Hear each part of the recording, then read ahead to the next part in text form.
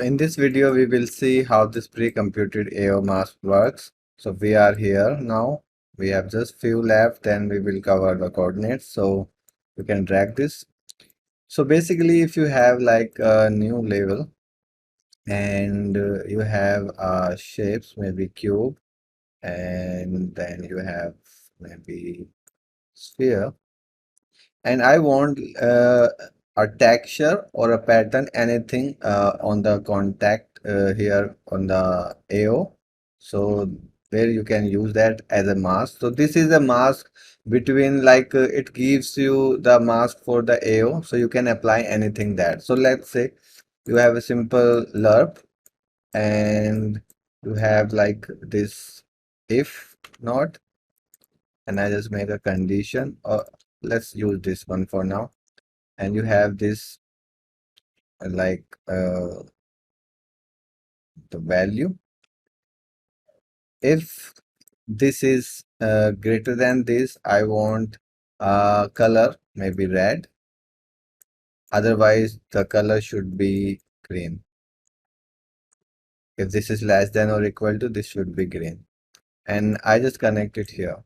Okay, let's save this, and I'll just make an instance of this and apply it on these two. And to work it, to make it work, first you need to add some value here, like maybe a lower value, maybe 0.3.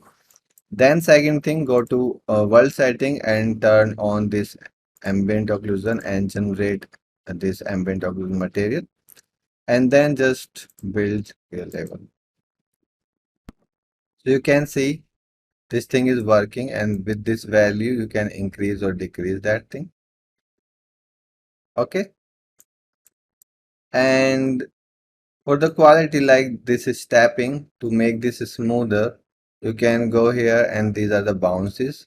So like at 3, these are the tappings here, and if I make it 10 and just build again,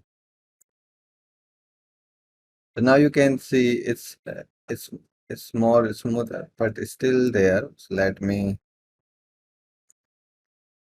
make this to maybe 3. So with this setting, it is more smooth now. You can see we don't have any stepping like that. It is very smooth. So these are the settings, but it will take time to build. So now if you want any texture pattern or anything, so in here, you can play like you work in a material and you are making any VFX material, anything. If you have a mask, you can play with that. So now we have mask, we can do anything. So like if I take the texture, noise texture,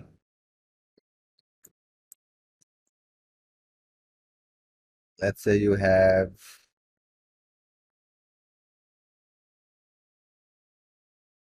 this one, or maybe just maybe this one. Okay, so instead of this, I'll remove this. What I'll do, let's multiply this and also use the power. I'll make 2 parameters. This is my multiply and this is my power, because that if gives you black and white, not the blur value. That's what giving me very sharp value. So now you have this, and you can use like this and connect your noise here. Then you can use this to the Lerp. So now if I connect this here and save, now here we need to increase it like maybe 5 and maybe this one also.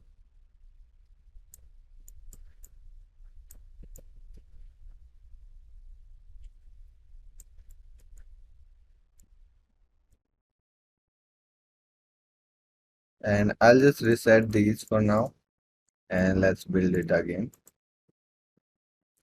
Now you have this, and I can actually, so you can see that noise here. So like in this sphere, if I scale this and if I scaling it and I'm building again, so those red color are just here, little bit here. I want on the all side, basically the like direction side. So you can go down and you can decrease this occlusion exponent maybe 0.1, and let's try. So now you can see this is all around, and you can change this also. Actually, you can make a parameter for the tiling of the noise if you want. Tile, spelling mistake.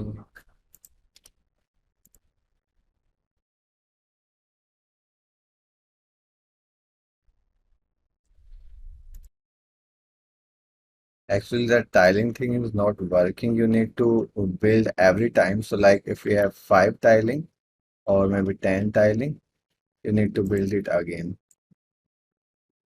Now we have more tiling here. Okay, so if I make it, you can see that difference. And yeah, you can also like dissolve this little bit, maybe 3. And now if I do, so you got the idea how this actually works. This is to fade and this is to decrease it. Like I can make it even sharper. We have this noise like this. So you can play with this. Okay.